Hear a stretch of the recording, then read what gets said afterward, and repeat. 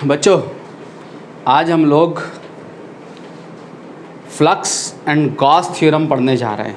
ठीक है, last lecture तक हमने हमारा इस फर्स्ट चैप्टर में फ्लक्स एक पार्ट बच रहा है और एक पार्ट और बच रहा है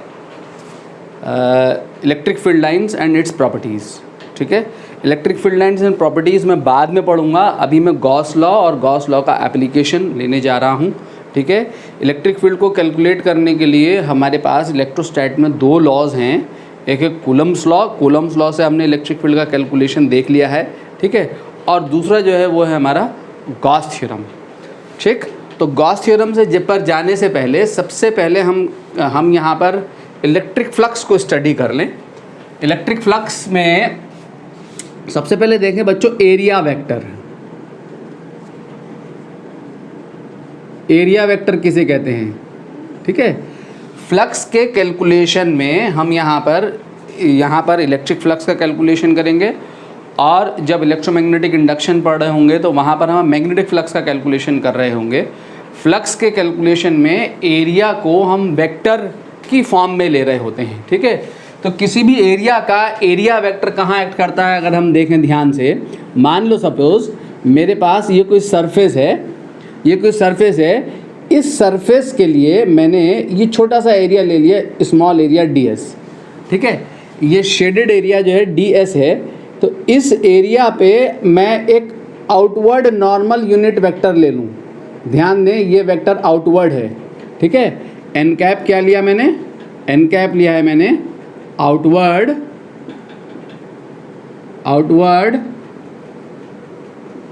normal unit vector on area ds।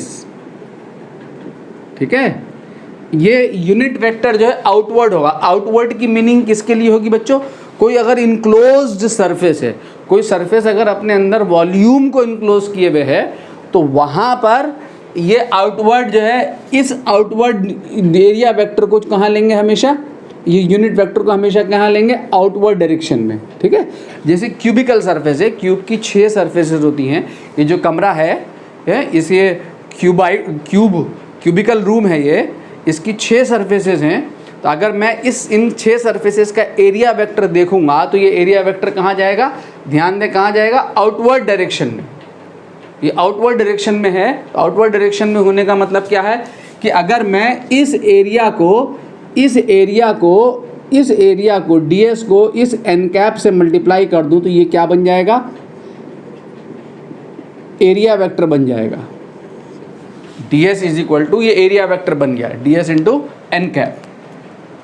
ठीक है, मान लो सपोज मैं ये कह रहा था अभी कि ये कमरा जो है क्यूबिकल शेप का ये रूम है, इसकी कितनी सरफेसेस हैं? 6 सरफेसेस हैं। अगर मैंने इस टॉप फेस का एरिया वेक्टर देखना है तो एरिया वेक्टर कहाँ जाएगा? एरिया वेक्टर की एरिया कितना है इस फेस का? a square. अगर साइड a है, ठीक है, इसकी साइड a है तो सरफेस का एरिया कितना है? a square. तो इसका एरिया वेक्टर कहाँ जाएगा? नॉर्मली आउटवर्ड, परपेंडिकुलरली बाहर की तरफ को, ऊपर की तरफ को जाएगा एरिया वेक्टर। इस वाले फेस का एरिया वेक्टर कहाँ जाएगा? बाहर की तरफ को, आउटवर्ड। ठीक है, जिस फ्लोर पे मैं खड़ा हूँ उसका एरिया वेक्टर कहाँ जाएगा? आउटवर्ड, नीचे की तरफ को। एरिया वेक्टर कभी भी बॉडी के अंदर को एंटर नहीं कर रहा होगा। ठीक है, एरिया वेक्टर कहाँ होगा ऑलवेज मेरे बच्चों? Normally outward. क्लियर? जैसे हम देखें यहाँ, जैसे मान लो मेरे पास ये कोई सिलिंड्रिकल सरफेस है, मैंने इस सिलिंड्रिकल सरफेस का एरिया वेक्टर लेना है। ठीक है, इसमें क्या क्या है? ये 2 सर्कुलर फेसेस हैं और ये कर्व्ड सरफेस है। क्लियर? तो अगर मैं इस सर्कुलर फेस का एरिया वेक्टर देखूंगा तो इस सर्कुलर फेस का एरिया वेक्टर कहाँ जाएगा? इधर को, नॉर्मली आउटवर्ड। ठीक है, और इस सर्कुलर फेस का एरिया वेक्टर देखूंगा तो कहाँ जाएगा? इधर को, नॉर्मली आउटवर्ड, बॉडी में एंटर नहीं करेगा। ठीक है, अगर मैं ये एरिया वेक्टर देखूंगा यहाँ पे इस कर्व सरफेसेस का तो कहाँ जाएगा? ऐसे, रेडियली आउटवर्ड, ऐसे जाएगा आउटवर्ड। यहाँ पे देखूंगा एरिया वेक्टर तो कहाँ जाएगा? ये जाएगा आउटवर्ड डायरेक्शन में। ये आउटवर्ड है, नॉर्मल 90 डिग्री पे, ये 90 डिग्री का एंगल बना रहा होगा सरफेस से, नॉर्मल है ये। ठीक है। अगर मान लो ये कोई स्फेरिकल सरफेस है तो इस स्फेरिकल सरफेस का अगर मैं एरिया वेक्टर देखूं तो कहाँ जाएगा मेरे बच्चों हैं। अगर इस पॉइंट का एरिया वेक्टर देखूंगा तो इस पॉइंट पे कहाँ जाएगा, नॉर्मली आउटवर्ड। ठीक है, स्फीयर की सरफेस पे खींचा गया नॉर्मल जानते हैं आप कहाँ से पास करता है, स्फीयर के सेंटर से पास करता है। ठीक है, और अगर मैं यहाँ इस पॉइंट पे एरिया वेक्टर देखूंगा तो कहाँ जाएगा, ऐसे जाएगा नॉर्मली आउटवर्ड। इस पॉइंट पे एरिया वेक्टर देखूंगा तो कहाँ जाएगा, नॉर्मली आउटवर्ड जाएगा, ऐसे। क्लियर? ठीक है, क्लियर है बच्चों।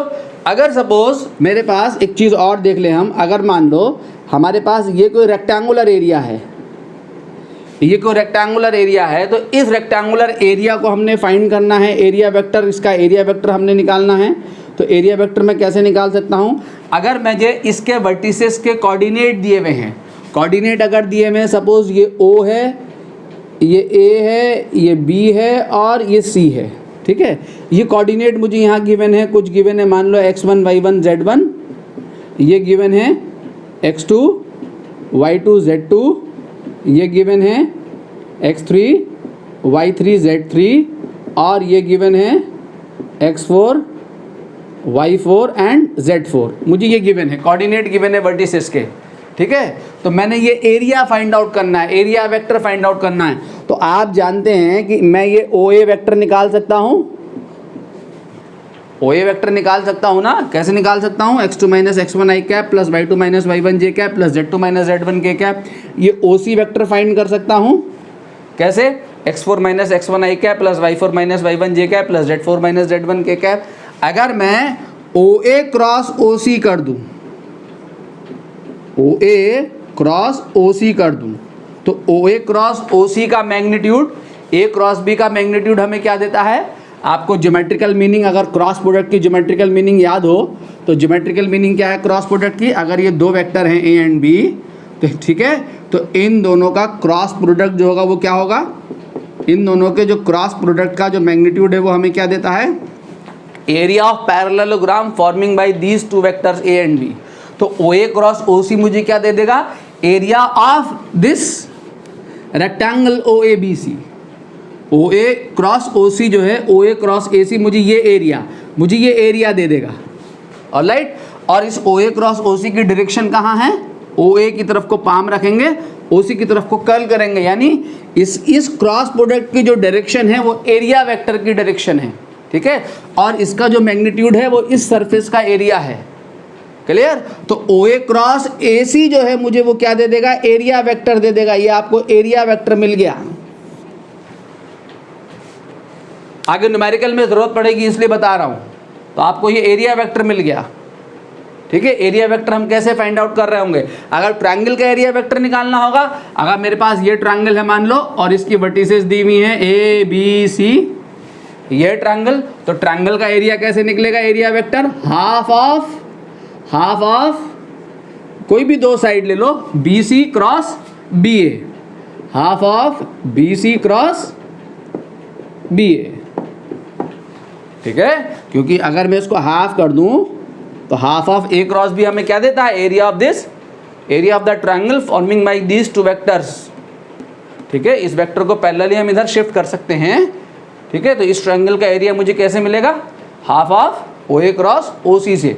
तो अगर मैंने ट्रायंगुलर शेप दिया होगा उसका एरिया वेक्टर निकालना होगा तो half of A cross B कर देंगे, और रेक्टेंगुलर शेप दिया होगा उसका एरिया वेक्टर निकालना होगा तो क्या कर देंगे, A क्रॉस B कर देंगे। जी 11वीं क्लास में आपने A क्रॉस B का ज्योमेट्रिकल मीनिंग पढ़ा है। क्लियर? तो ये तो एरिया वेक्टर के लिए बात थी। क्यों बताया मैंने, क्योंकि मुझे अभी फ्लक्स के कैलकुलेशन में इस एरिया वेक्टर की ज़रूरत है। ठीक है, आगे बढ़ें।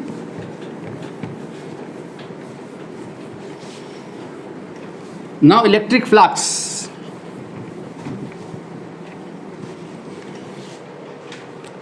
इलेक्ट्रिक फ्लक्स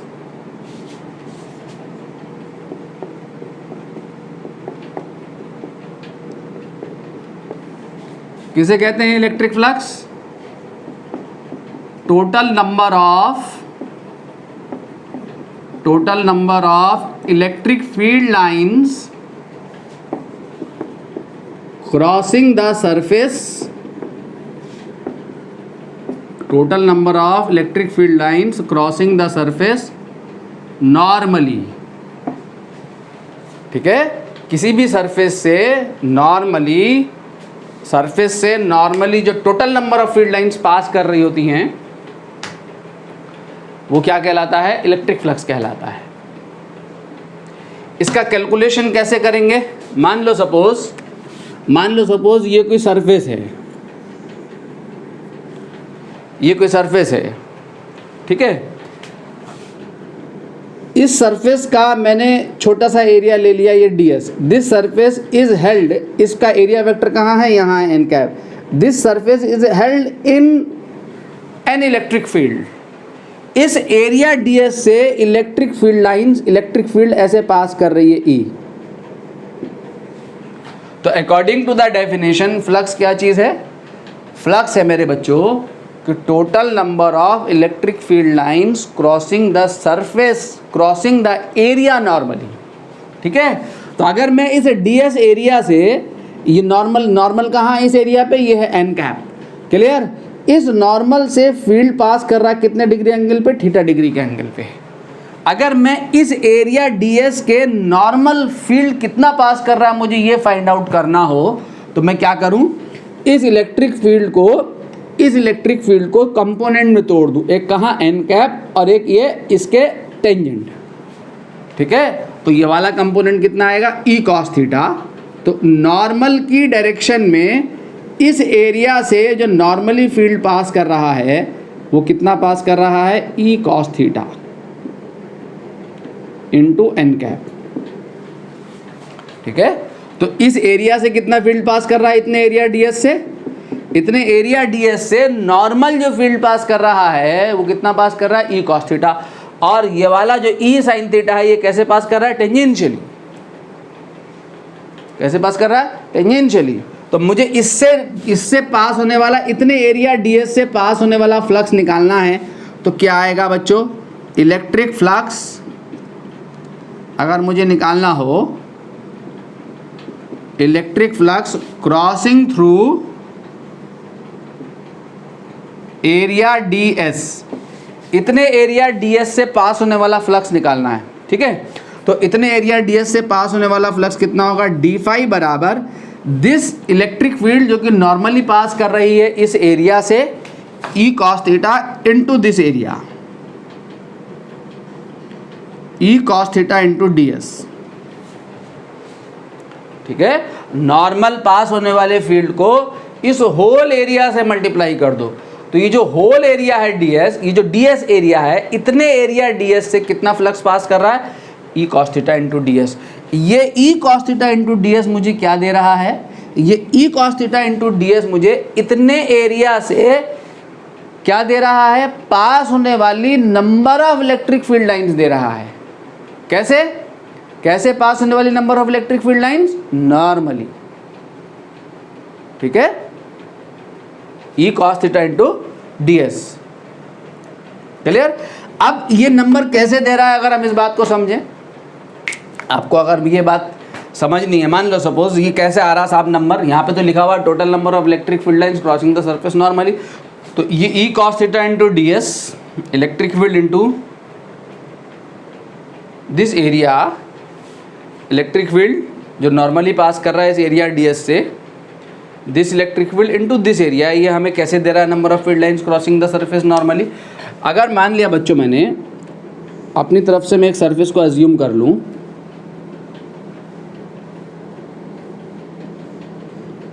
आप थोड़ा ध्यान से समझो, जरा ध्यान से समझो। अगर मैंने ये सरफेस अज्यूम कर ली और इस सरफेस से ये इलेक्ट्रिक फील्ड लाइन सपोज अगर पास कर रही हैं, इस सरफेस मैंने ले ली और इस सरफेस का टोटल एरिया मैंने ले लिया A। तो ये सरफेस से इलेक्ट्रिक फील्ड, कैसी इलेक्ट्रिक फील्ड पास करे? यूनिफॉर्म। और एट एवरी पॉइंट कैसा फील्ड है? नॉर्मल लग रहा होगा आपको। एट एवरी पॉइंट सरफेस से फील्ड लाइंस कैसा एंगल बना रही है? 90 डिग्री। ठीक है, तो total number of electric field line, अगर यहाँ से E इलेक्ट्रिक फील्ड पास कर रहा है तो अभी कितनी फील्ड लाइंस पास कर रही हैं? 1 2 3 4 5 6। अगर मैं कितने एरिया से? A एरिया से, अगर मैं इलेक्ट्रिक फील्ड की स्ट्रेंथ को डबल कर दूं तो क्या होगा, सेम एरिया से अब कितनी लाइंस मुझे दिखानी पड़ेंगी, अगर मैंने ई के लिए 6 लाइंस दिखाई दी हैं और सेम एरिया मैं नीचे ड्रॉ करूं और नंबर ऑफ फील्ड की स्ट्रेंथ को मैं डबल करूं, तो वहाँ मुझे कितनी लाइंस प्लॉट करनी होंगी, 12 लाइंस प्लॉट करनी होंगी। ठीक है, मीन्स अगर फील्ड स्ट्रेंथ डबल हो जाए तो सेम एरिया से कितनी लाइंस पास कर रही होंगी, double number of lines pass कर रही होंगी। तो नंबर ऑफ फील्ड लाइंस, मान लो इस सरफेस से total n number of field lines pass कर रही हैं। समझने के लिए कि ये नंबर कैसे दे रहा है, जो मेरी समझ में आता है वो समझा रहा हूँ आपको। ठीक है, ये नंबर हमें कैसे दे रहा है, बुक्स में लिखा रहता है कि total number of electric field lines crossing the surface normally, और फिर नीचे ये एक्सप्रेशन लिख देता है। तो ये नंबर कैसे दे रहा है, ठीक है, तो ये नंबर कैसे दे रहा है, जो मेरी समझ में आया वो मैं आपको समझा रहा हूँ कि ये नंबर ऐसे दे रहा है कि मान लो कि इस एरिया से n number of lines pass कर रही हैं, तो number of lines crossing per unit area, number of lines crossing per unit area क्या डायरेक्टली प्रोपोर्शनल नहीं होगा स्ट्रेंथ ऑफ इलेक्ट्रिक फील्ड के, या इक्वल टू नहीं होगा स्ट्रेंथ ऑफ इलेक्ट्रिक फील्ड के।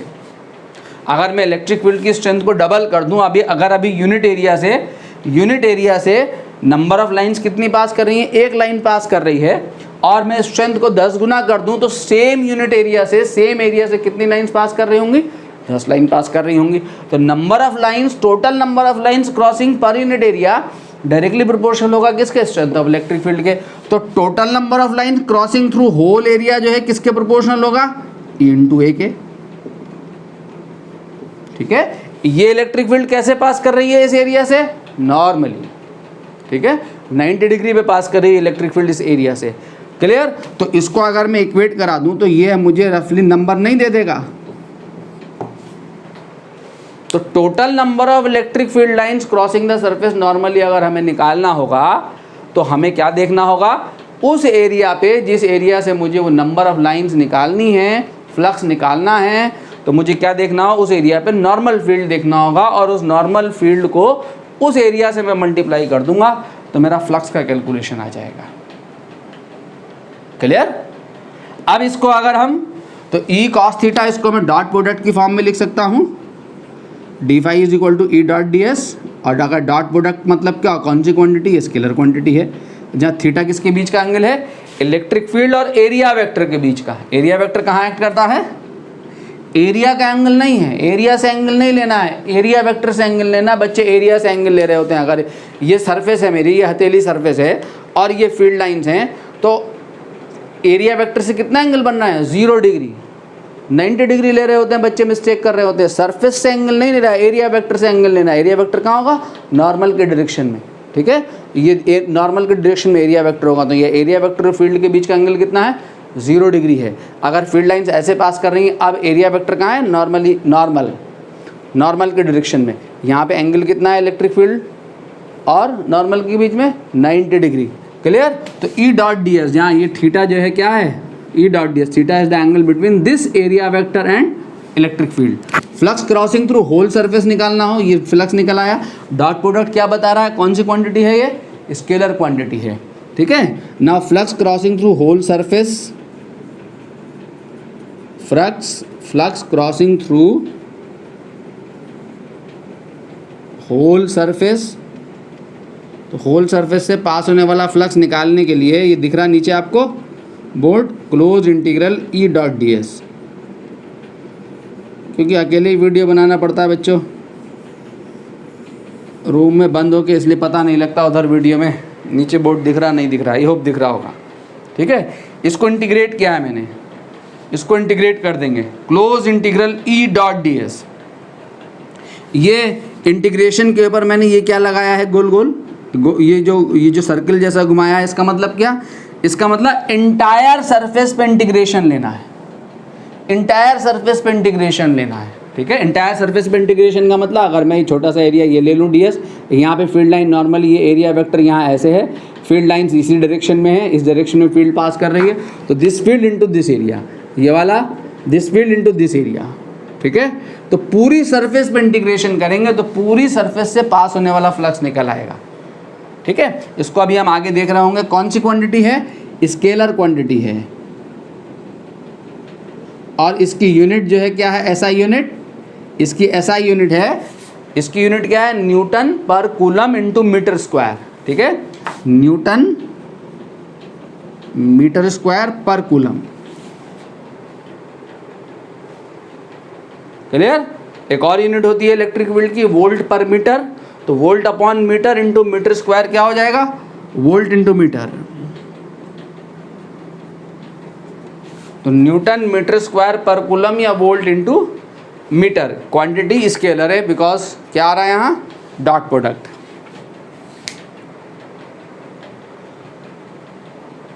क्लियर। अब इसका कैलकुलेशन हमने देखना है, इस फ्लक्स का कैलकुलेशन हमने देखना है। आपको इंटीग्रेशन की ज़रूरत कब नहीं है, एक पॉइंट और देख लें। अगर ये मेरे पास कोई सरफेस है, इस सरफेस का टोटल एरिया ए है और फील्ड लाइंस ऐसे पास कर रही हैं इससे, पैरेलल और इक्वी स्पेस लाइंस किसको रिप्रेजेंट करती हैं बच्चों, यूनिफॉर्म इलेक्ट्रिक फील्ड को। कैसा फील्ड पास कर रहा है, यूनिफॉर्म फील्ड। यूनिफॉर्म फील्ड का मतलब एट एवरी पॉइंट फील्ड का मैग्नीट्यूड और डायरेक्शन क्या है, सेम है, कांस्टेंट है। यूनिफॉर्म फील्ड पास कर रही है यहाँ से, तो area vector at every point, area vector से कितना एंगल बन रहा है, एरिया वेक्टर फील्ड के बीच का एंगल कितना है, 0 डिग्री। एरिया वेक्टर नॉर्मल के डायरेक्शन में होगा, फील्ड भी नॉर्मल है, तो एरिया वेक्टर फील्ड के बीच का एंगल कितना है, 0 डिग्री। इंटीग्रेशन हमें करने की ज़रूरत कब है, जब या तो हमारा इलेक्ट्रिक फील्ड वेरिएबल हो, क्योंकि क्लोज इंटीग्रल जब आप E D S cos theta लगाओगे, E D S, E dot D S means E D S cos theta लगाओगे इंटायर सरफेस पे, जब आप इंटीग्रेशन करोगे, अगर मेरे पास ये कॉन्सेंट हो, फील्ड कॉन्सेंट है, तो कॉन्सेंट का इंटीग्रेशन होगा नहीं, ये बाहर चला आएगा। और अगर ये कॉस थीटा भी कॉन्सेंट हो, कॉस थीटा कॉन्सेंट होने का मतलब कि इलेक्ट्रिक फील्ड इंटायर एरिया के एवरी पॉइंट पे एक ही एंगल बना रही है, तो ये भी बाहर चला आएगा, ये कॉस थीटा बाहर चला आया, तो सिर्फ कौन इंटीग्रेट हो जाएगा, ds। इंटीग्रेशन ऑफ ds यानी क्या हो जाएगा, ई कॉस थीटा बाहर आ गया, integration of ds। Integration of ds क्या होगा, इंटायर सरफेस एरिया, जिस सरफेस एरिया से ये फील्ड पास कर रहा है। तो ई कॉस थीटा अगर कॉन्स्टेंट टर्म है तो फिर इंटीग्रेशन की हमें ज़रूरत नहीं है। तो रिजल्ट क्या होगा फ्लक्स का, फ्लक्स का रिजल्ट सीधे सीधे होगा हमारे पास, ये एरिया मान लो ए है, टोटल ये टोटल एरिया ए है, तो क्या हो जाएगा, ई ए कॉस थीटा। तो इंटीग्रेशन की ज़रूरत नहीं है, अगर कॉन्स्टेंट फील्ड पास कर रहा है तो हमें यहाँ इंटीग्रेशन की ज़रूरत नहीं है। तो यहाँ कैसा फील्ड पास कर रहा है, कॉन्स्टेंट, और at every point area vector से कितना एंगल बन रहा है, 0 डिग्री। तो यहाँ कितना फ्लक्स पास कर रहा है, ई ए फ्लक्स पास कर रहा है, ठीक है। मोस्ट ऑफ द टाइम आपको यही करना होगा, इंटीग्रेट बहुत रेयरली कहीं ज़रूरत पड़ेगी जहाँ हम इंटीग्रेशन कर रहे होंगे फ्लक्स के कैलकुलेशन में। क्लियर बच्चों। अगर सपोज ऐसी सिचुएशन है मेरे पास, मान लो ऐसी सिचुएशन है, ये एरिया है ए और इससे अगेन ये फील्ड लाइंस पास कर रही हैं, कैसा फील्ड है, कांस्टेंट फील्ड, यूनिफॉर्म फील्ड पास कर रहा है, और at every point area vector से कितना एंगल बन रहा है, theta. At every point area vector से एंगल, सेम एंगल बन रहा है, थीटा एंगल बन रहा है। तो यहाँ पे फ्लक्स का कैलकुलेशन क्या होगा आपका, E A cos theta, need not to integrate, सीधे सीधे ये कर देंगे, ठीक है। एक क्वेश्चन देखें इस पे बच्चों, ये क्वेश्चन क्या कह रहा है, देखें जरा, कि electric field in the region exist as E = 3 × 10⁻² I cap newton पर कूलम, ठीक है। क्या पता लग रहा है इस फील्ड को देखकर, 3 × 10⁻² मीन्स कांस्टेंट मैग्नीट्यूड है, ठीक है। यहाँ x होता है या y होता है या z होता है, तो इसका मतलब फील्ड क्या कर रही होती, वेरी कर रही होती। I कैप मीन्स डायरेक्शन भी फिक्स है, मैग्नीट्यूड फिक्स, डायरेक्शन फिक्स, इसका मतलब ये कैसा फील्ड है, ये जो फील्ड है हमारा, ये कैसा फील्ड है, यूनिफॉर्म फील्ड है। कैसा फील्ड है ये, यूनिफॉर्म। क्लियर। फील्ड को देख के पता कर लेंगे आप, यूनिफॉर्म फील्ड है, यहाँ कोई वेरिएबल टर्म नहीं है, ठीक है। अगर वेरिएबल टर्म आ जाए, एक्स आई कैप आ जाए, तो इसका मतलब कैसा फील्ड होगा, ये वेरिएबल फील्ड होगा। क्या ये इलेक्ट्रिक फील्ड रीजन में एग्जिस्ट कर रही है, इतनी कह रहा, find electric flux crossing through a square of side 10 centimetre such that first part है whose plane is parallel to X Y plane, square का प्लेन एक्स वाई प्लेन के पैरेलल है। सेकंड पार्ट में स्क्वायर का plane parallel to Y Z plane है, और third part में normal to which square के प्लेन पे खींचा गया नॉर्मल एक्स एक्सिस के साथ कितना एंगल बना रहा है, 60 डिग्री का एंगल बना रहा है। एक एक करके इस पार्ट को करते हैं। सबसे पहला पार्ट है हमारा, सबसे पहला पार्ट है कि नॉर्मल स्क्वायर का plane is parallel to X Y plane. अगर मैं ये रेक्टेंगुलर फ्रेम बना दूं, ये एक्स एक्सिस है, ये वाई एक्सिस है, ये जेड एक्सिस है, तो स्क्वायर 10 सेंटीमीटर साइड का स्क्वायर आपका कहाँ रखा है, यहाँ, ये आपका स्क्वायर है, ये स्क्वायर है आपका एक्स वाई प्लेन में। इलेक्ट्रिक फील्ड कहाँ है बच्चों, आई कैप डायरेक्शन में। आई कैप मीन्स कौन सी डायरेक्शन में, एक्स डायरेक्शन में। एक्स डायरेक्शन में इलेक्ट्रिक फील्ड का होने का मतलब क्या हुआ, यूनिफॉर्म फील्ड। इसका मतलब फील्ड लाइन जो है इस स्क्वायर से ऐसे पास कर रही है। कैसे पास कर रही है फील्ड लाइन, टेंजेंशियली। टेंजेंशियल पास होने का मतलब एक भी लाइन इस स्क्वायर को क्रॉस नहीं कर रही। एरिया वेक्टर कहाँ है स्क्वायर का, जेड डायरेक्शन। नॉर्मल के डायरेक्शन में होगा ना एरिया वेक्टर, तो एरिया वेक्टर कहाँ है स्क्वायर का, जेड डायरेक्शन में। तो जब एरिया वेक्टर जेड डायरेक्शन में है तो इलेक्ट्रिक फील्ड और एरिया वेक्टर के बीच का एंगल कितना है यहाँ, 90 डिग्री। ठीक है, तो यहाँ flux crossing through the square जो है कितना, ई ए कॉस 90। कॉस 90 इज 0, तो फ्लक्स जो है यहाँ कितना हो गया, 0। कोई फ्लक्स क्रॉस नहीं कर रहा है, because lines are tangential to the square. Clear. B part अगर हम देखते हैं, बी पार्ट में क्या कर रहा है कि स्क्वायर के प्लेन पे खींचा गया नॉर्मल, सॉरी, बी पार्ट क्या कह रहा है कि स्क्वायर का प्लेन पैरेलल है किसके, वाई जेड प्लेन के। अगर ये एक्स एक्सिस है, मान लो ये एक्स एक्सिस है, ये आपकी वाई एक्सिस है और ये जेड एक्सिस है, तो स्क्वायर कहाँ है, वाई जेड प्लेन में। वाई जेड प्लेन का मतलब ऐसे है स्क्वायर। ठीक है, वाई जेड प्लेन का मतलब ऐसे स्क्वायर है।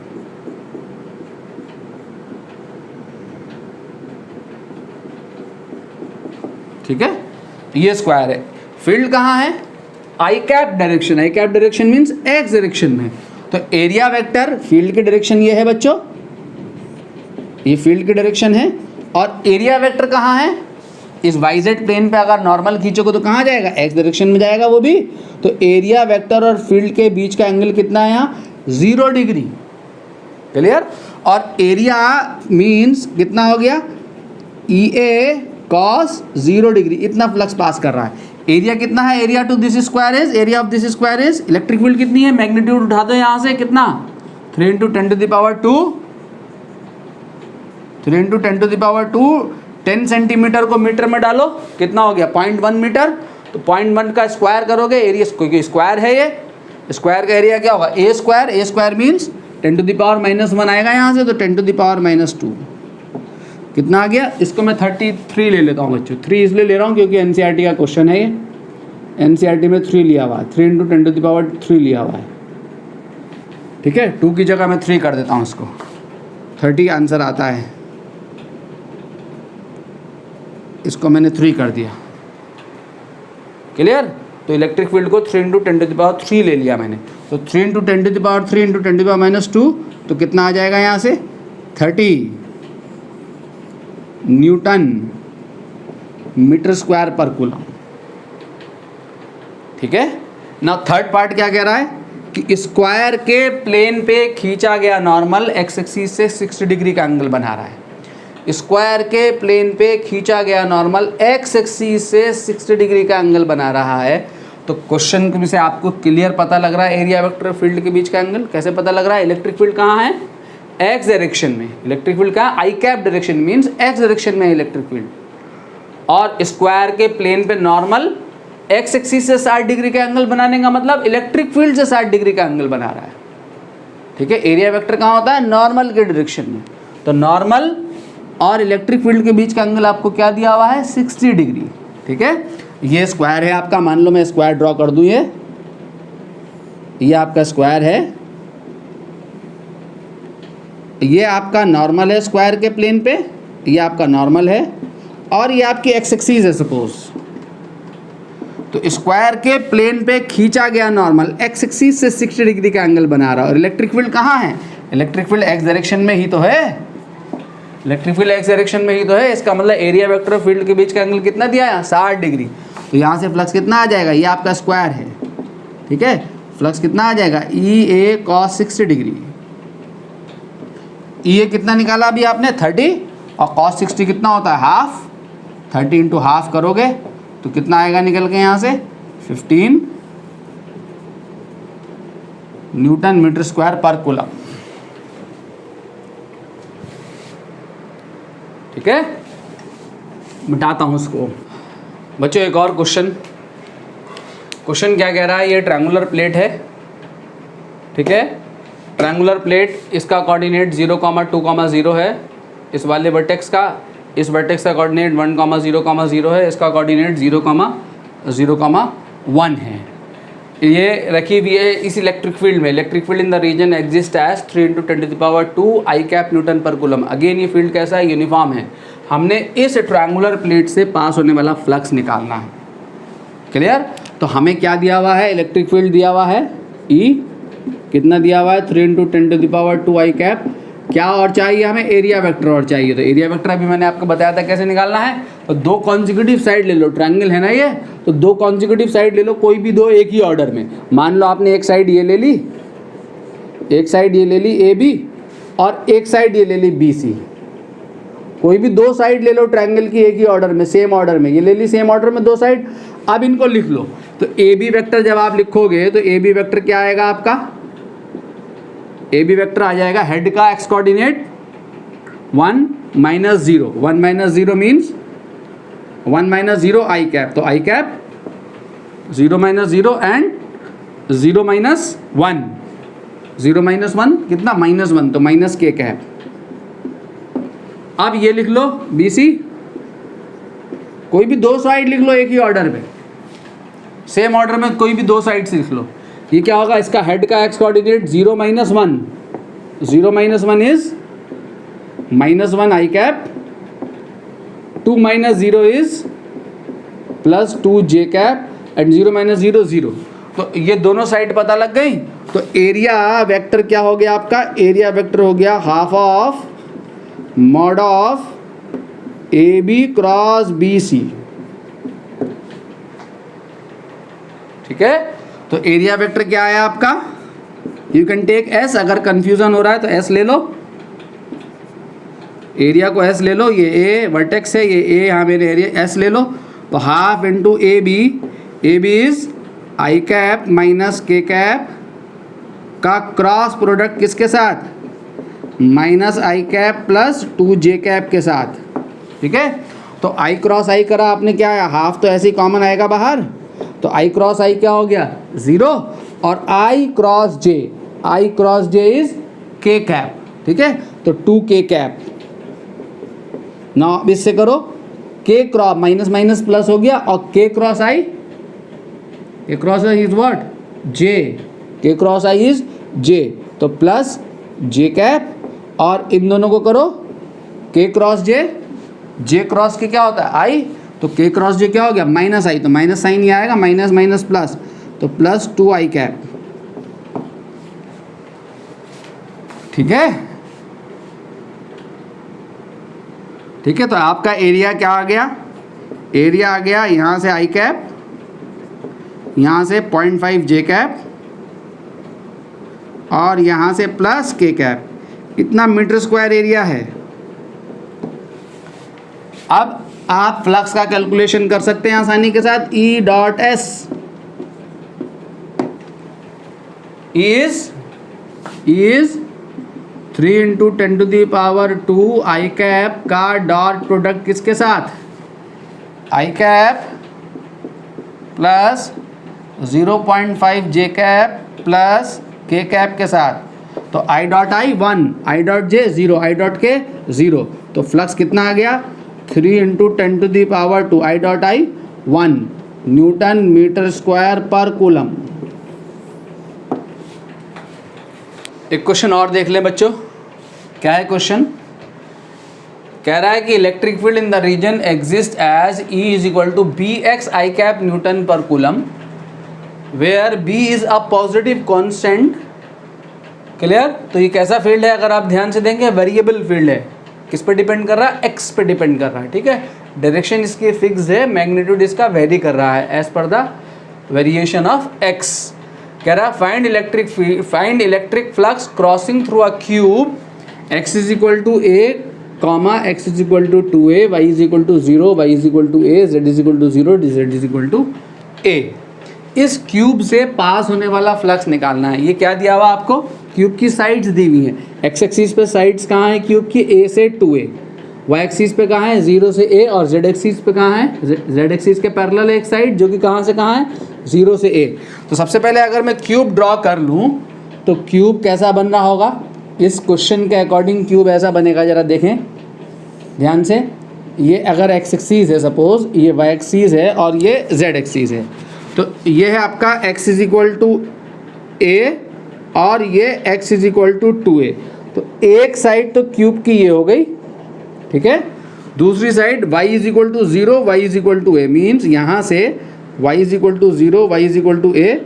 और तीसरी साइड z एक्सिस के लिए, z एक्सिस के parallel z is equal to 0, z is equal to a, ठीक है। तो इससे आप एक क्यूब फॉर्म कर लें। क्यूब आपका ये फॉर्म हो गया।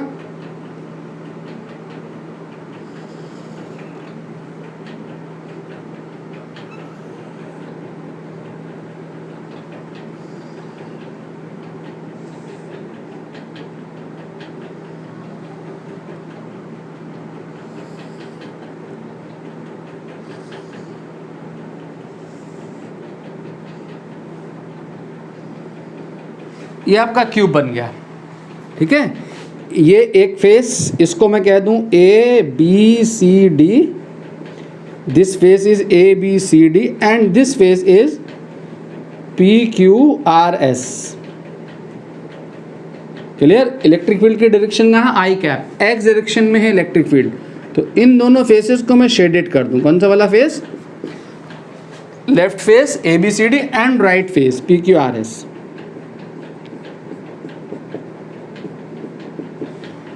ठीक है बच्चों। तो इलेक्ट्रिक फील्ड कितनी है, बी एक्स आई कैप। ये वाला face A B C D कहाँ पर है, अगर ध्यान दें आप, ए बी सी डी जो है ये face A B C D कहाँ है, x is equal to A पे, और ये कहाँ है x is equal to 2a। ये कितना है, x is equal to a।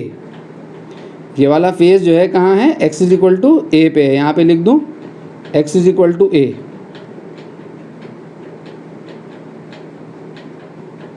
ठीक है। ये point X is equal to a है। क्लियर। तो x is equal to a पे अगर फील्ड देखूं तो फील्ड कहाँ होगी, बीटा a, B A, I cap की डायरेक्शन में। Clear. b is positive constant, यानी फील्ड की डायरेक्शन कहाँ होगी, इधर। और x is equal to 2a पे फील्ड कहाँ होगी, x की वैल्यू 2a रखूंगा यहाँ। Means at x equal to a, means x equal to a मतलब at face A B C D, at face A B C D electric field कितनी है, B A, और at X equal to 2a means face P Q R S पे field कितनी है बच्चों, E is equal to 2ba means P Q R S पे field double है। Double का मतलब अगर यहाँ पर 1 2 3 4 लाइन अगर यहाँ पर इस डायरेक्शन में इस क्यूब में एंटर कर रही हैं, तो यहाँ से डायरेक्शन एक ही है, पॉजिटिव एक्स डायरेक्शन, ठीक है, आई कैप की डायरेक्शन। तो यहाँ से कितनी लाइन लीव कर रही होंगी, 1 2 3 4 5 6 7 8। क्लियर। ठीक है, क्योंकि यहाँ फील्ड स्ट्रेंथ डबल है। डबल स्ट्रेंथ का मतलब number of lines P Q R S पे क्या हो गई होंगी, डबल हो गई होंगी। तो 4 लाइंस अगर एंटर कर रही हैं तो 8 लाइंस लीव कर रही हैं। क्लियर। तो मैंने क्या करना है, पूरे क्यूब से पास होने वाला फ्लक्स निकालना है। तो क्यूब क्लोज इंटीग्रल में मुझे फाइंड करना है, close integral E dot D X. किस पे है ये integral, on to the entire cube की एंटायर सरफेस पे। ds is the surface integral. ठीक है। क्यूब के कितने फेसेस हैं बच्चों, 6 फेसेस हैं। सबसे पहले मैं टॉप फेस देखूं, टॉप फेस, तो टॉप फेस पे एरिया वेक्टर कहाँ होगा, जरा देखें तो सही। तो टॉप फेस पे एरिया वेक्टर कहाँ जाएगा, ऊपर को। फील्ड लाइंस कैसी हैं, एक्स डायरेक्शन में टेंजेंशियल, ये टॉप फेस है, तो एरिया वेक्टर ये रहा, और फील्ड लाइंस मेरी फिंगर्स के डायरेक्शन में है। तो एरिया वेक्टर और फील्ड के बीच का एंगल कितना है यहाँ, 90 डिग्री। तो मैं इसको 6 फेसेस पे तोड़ दूँ, is equal to E D S cos 90। कौन सा वाला फेस? टॉप फेस, ठीक है। और बॉटम फेस देखूं, बॉटम, तो ये बॉटम फेस है, ये बॉटम फेस है बच्चों, ये टॉप फेस है, ये बॉटम फेस है। एरिया वेक्टर कहाँ जाएगा? नीचे को। फील्ड लाइंस कहाँ है? एक्स डायरेक्शन में, अगेन फिंगर्स के डायरेक्शन में, एक्स डायरेक्शन में। फील्ड लाइंस इस पे भी टेंजेंशियल है, बॉटम फेस पे भी टेंजेंशियल है फील्ड लाइंस। तो एरिया वेक्टर और फील्ड के बीच का एंगल कितना है? यहाँ पर भी 90 डिग्री है, ठीक है। तो बॉटम फेस के लिए अगर बॉटम फेस देखेंगे तो अगेन ई डी एस कॉस 90 डिग्री। कौन सा फेस? बॉटम फेस, ठीक है। प्लस अगर मैं फ्रंट फेस देखूं, फ्रंट वाला फेस, कौन सा वाला फेस है front? A P S D, A P S D, A P S D. अगर ये वाला फेस देखूं, ठीक है, तो ये जो फ्रंट फेस है सामने, तो फील्ड लाइन से एक्स डायरेक्शन में, अगेन फिंगर्स के डायरेक्शन में, फील्ड लाइन से एक्स डायरेक्शन में।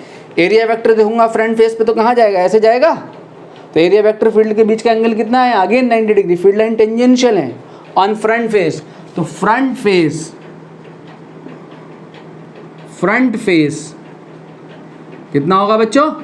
ई डी एस कॉस 90 डिग्री। देखें कैसे इस इंटीग्रल को सॉल्व करते हैं। जितनी सरफेस है बॉडी की, सारे सरफेस पे इंटीग्रल को तोड़ दो। अगर आप सिलेंड्रिकल सरफेस में इंटीग्रेट कर रहे हो तो दो सर्कुलर फेसेस आएंगे, ठीक है, और एक कर्व। अगर ये सिलेंड्रिकल सरफेस है तो आपके दो सर्कुलर फेसेस पे टूटेगा इंटीग्रल, इंटायर सरफेस पे इंटीग्रेट करना है, और कर्व्ड सरफेस पे टूटेगा, ठीक है। तो कर्व्ड सरफेस पे तोड़ दो, और किस पे तोड़ दो? सर्कुलर फेसेस पे तोड़ दो, ठीक है। तो 4 फेस हो गए। अब बचा कौन? लेफ्ट फेस या राइट फेस। राइट वाला फेस कौन है? P Q R S, P Q R S, ठीक है। इस फेस पे अगर मैं एरिया वेक्टर देखूं तो एरिया वेक्टर कहाँ जाएगा? आउटवर्ड, इस डायरेक्शन में जाएगा, इस डायरेक्शन में एरिया वेक्टर जाएगा बच्चों। तो एरिया वेक्टर और फील्ड के बीच का एंगल कितना है? यहाँ 90 डिग्री है, ठीक है। तो plus face P Q R S into ई डी एस, सॉरी 0 डिग्री है। ये कितना है? एरिया वेक्टर फील्ड के बीच का एंगल कितना है? 0 डिग्री है, 0, ठीक है। तो ई D S cos 0 degree plus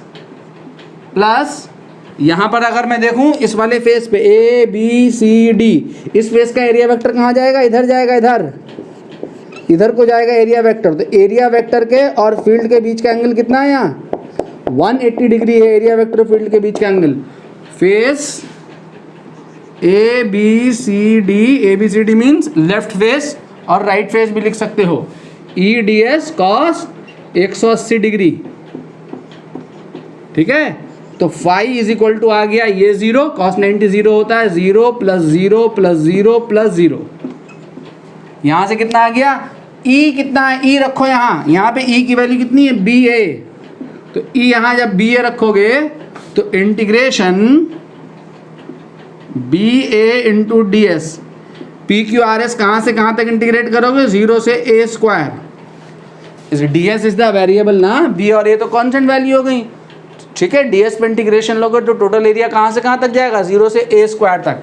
plus यहाँ रखो, यहाँ पे ई की वैल्यू डालो, यहाँ ई की वैल्यू कितनी है? 2ba, ठीक है। A B C D face पे, sorry A B C D face पे ई की वैल्यू कितनी है? A B C D face पे बी ए, यहाँ पे बी ए, और P Q R S face पे कितनी है? 2ba, यहाँ पे ट्वाइस ऑफ बी ए।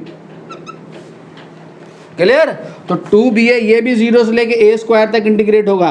तो phi is equal to 2ba बाहर आ गया यहाँ से, integration of D S into 0 to A square, और कॉस 180 इज -1, कॉस 180 -1, तो ये माइनस हो जाएगा। तो minus B A into D S 0 से ए स्क्वायर, ठीक है। इसका इंटीग्रेशन कितना आएगा? ए स्क्वायर, इसका इंटीग्रेशन ए स्क्वायर, ठीक है।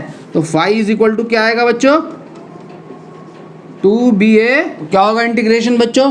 2ba, इसका इंटीग्रेशन क्या आएगा? A square minus B A into A square, ठीक है। तो 2ba cube minus B A cube, तो answer is B A cube. Clear है? अब जरा ध्यान दें, यहाँ पे फ्लक्स क्या कर रहा है? एंटरिंग फ्लक्स है। जब भी एंटरिंग फ्लक्स होगा तो ऑलवेज नेगेटिव होगा, ये नेगेटिव फ्लक्स आया है, ठीक है। एरिया वेक्टर बॉडी के अंदर जब भी फ्लक्स एंटर कर रहा होगा तो एरिया वेक्टर और फील्ड लाइंस के बीच का एंगल ग्रेटर देन 90 डिग्री बनेगा, और ग्रेटर देन 90 के लिए कॉस थीटा क्या होता है? नेगेटिव। तो एंटरिंग फ्लक्स जो है ऑलवेज क्या होगा? नेगेटिव होगा। यहाँ पर फ्लक्स इस क्यूब के अंदर एंटर कर रहा है, इसलिए ये फ्लक्स नेगेटिव है, और यहाँ से लीव कर रहा है, ठीक है। लीविंग फ्लक्स ऑलवेज पॉजिटिव होगा। जब भी फ्लक्स बॉडी से लीव कर रहा होगा तो एरिया वेक्टर और फील्ड लाइंस के बीच का एंगल एक्यूट होगा, लेस देन 90 डिग्री होगा, फ्लक्स पॉजिटिव आएगा, ठीक है। चूंकि यहाँ फ्लक्स क्या आया है? पॉजिटिव साइन के साथ आया, इसका मतलब नेट फ्लक्स जो है बॉडी से क्या कर रहा है? लीव। नेट फ्लक्स कैसा है? लीविंग है, लीविंग फ्लक्स है। अगर ये माइनस साइन आता तो इसका मतलब कैसा फ्लक्स होता? एंटरिंग फ्लक्स होता। बच्चों एक क्वेश्चन ये गिवन है, देखें जरा ध्यान से। एनसीईआरटी का ये प्रॉब्लम है आपका, सॉल्व प्रॉब्लम है NCERT 1.12, NCERT solve problem.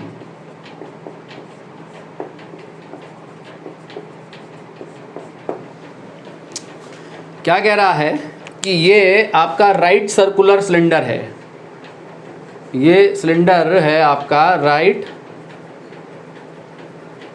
Circular cylinder, इसका सेंटर ओरिजिन पर है, length of the cylinder 20 centimetre है। एक सर्कुलर फेस, इस सिलेंडर का एक circular face x is equal to 10 centimetre पे है, और दूसरा वाला circular face x is equal to -20 centimetre पर है, ठीक है।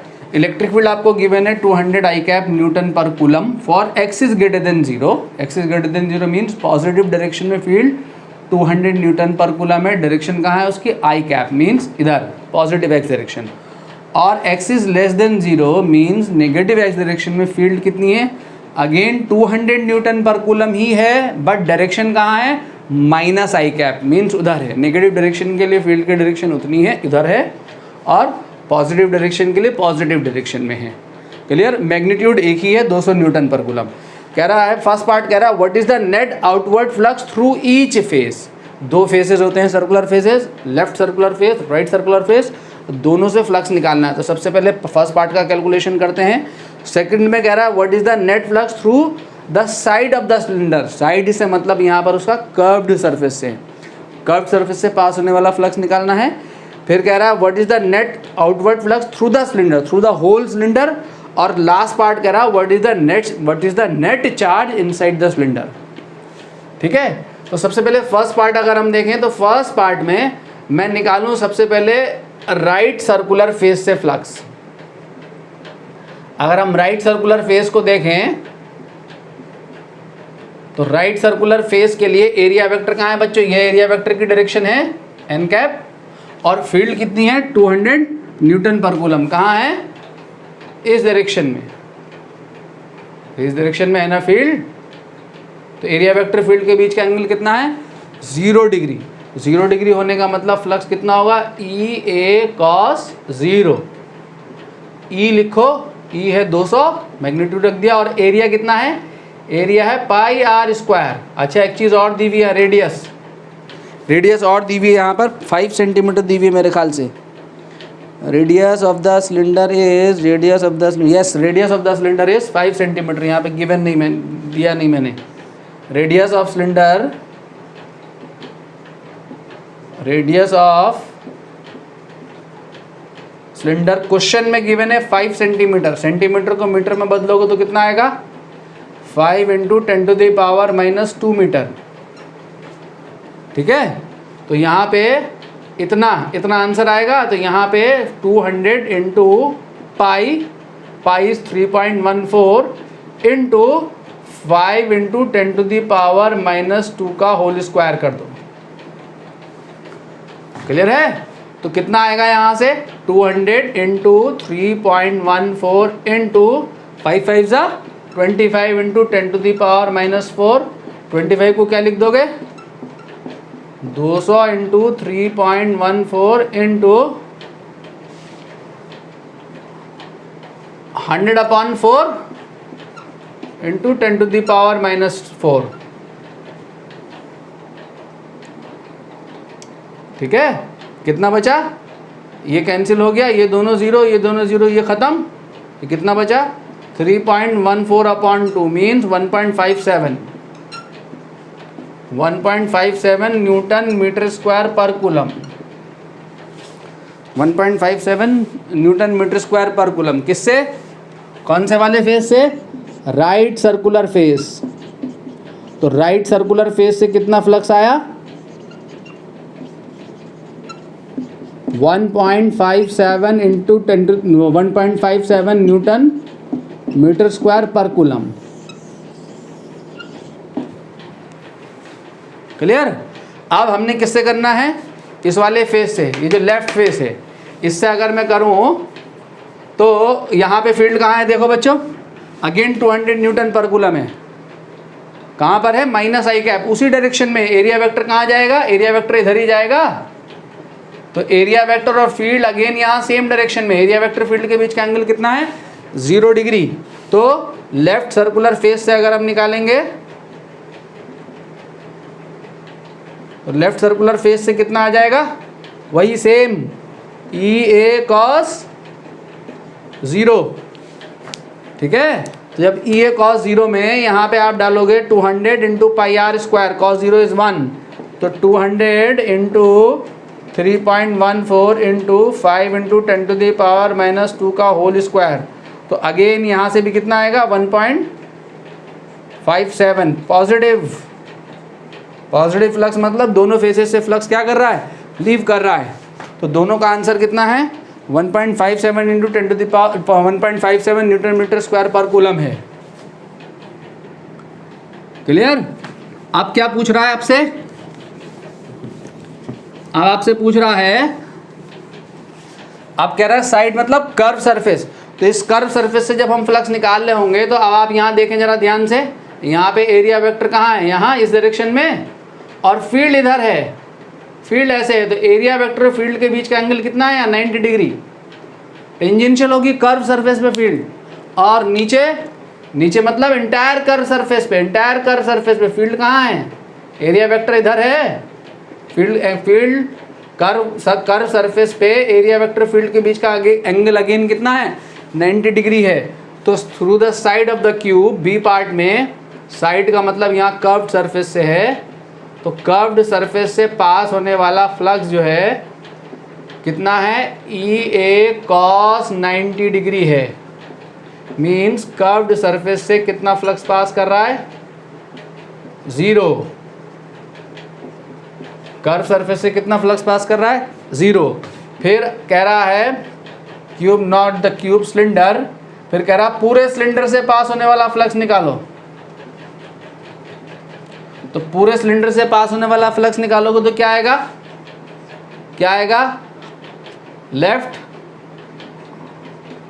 Left circular face plus right circular face plus curved surface, ठीक है। यानी होल सिलेंडर से पास होने वाला फ्लक्स कितना है मेरे बच्चों, 1.57 प्लस 1.57 प्लस 0, मीन्स पूरे सिलेंडर से जो फ्लक्स पास कर रहा है कितना कर रहा है, 3.14 Newton metre square per coulomb. Clear. और जो लास्ट पार्ट है कि क्यूब के अंदर कितना चार्ज इनक्लोज है, ये लास्ट पार्ट बाद में करेंगे गॉस थ्योरम पढ़ने के बाद, ठीक है। लास्ट पार्ट होगा गॉस लॉ पढ़ने के बाद, ध्यान रखना इस बात को, डी पार्ट को। अभी मैं सिर्फ फ्लक्स का कैलकुलेशन करा रहा हूँ। अब फ्लक्स का कैलकुलेशन हमारा हो चुका है, अब गॉस लॉ पे पहुँचने वाले हैं हम। बच्चे 3 क्वेश्चंस आपको करने हैं, ठीक है। एक बार पढ़ के सुना दूँ मैं कि यूनिफॉर्म इलेक्ट्रिक फील्ड है, E is equal non uniform electric field, E is equal to 5x I cap plus 3j cap newton पर कूलम, ठीक है। Goes through this cube, x is equal to 1 metre, x is equal to 2 metre, y is equal to 0, y is equal to 1 metre, z is equal to 0, z is equal to 1 metre, ठीक है। इन means 1 metre side का cube है, इससे पास होने वाला flux निकालना है। एक ये रेक्टेंगुलर प्लेट है, ये 2 न्यूटन पर कूलम के यूनिफॉर्म इलेक्ट्रिक फील्ड में रखी हुई rectangular plate 10 centimetre 20 centimetre side की, इससे पास होने वाला फ्लक्स निकालना है। और थर्ड क्वेश्चन है, a point charge Q is placed at the centre of a sphere of radius capital R find net electric flux crossing through the sphere. ठीक है, ओके, टाटा बाय बाय। नेक्स्ट क्लास में यहाँ से Gauss law start करेंगे, Gauss theorem start करेंगे। ठीक है, ओके, चलिए।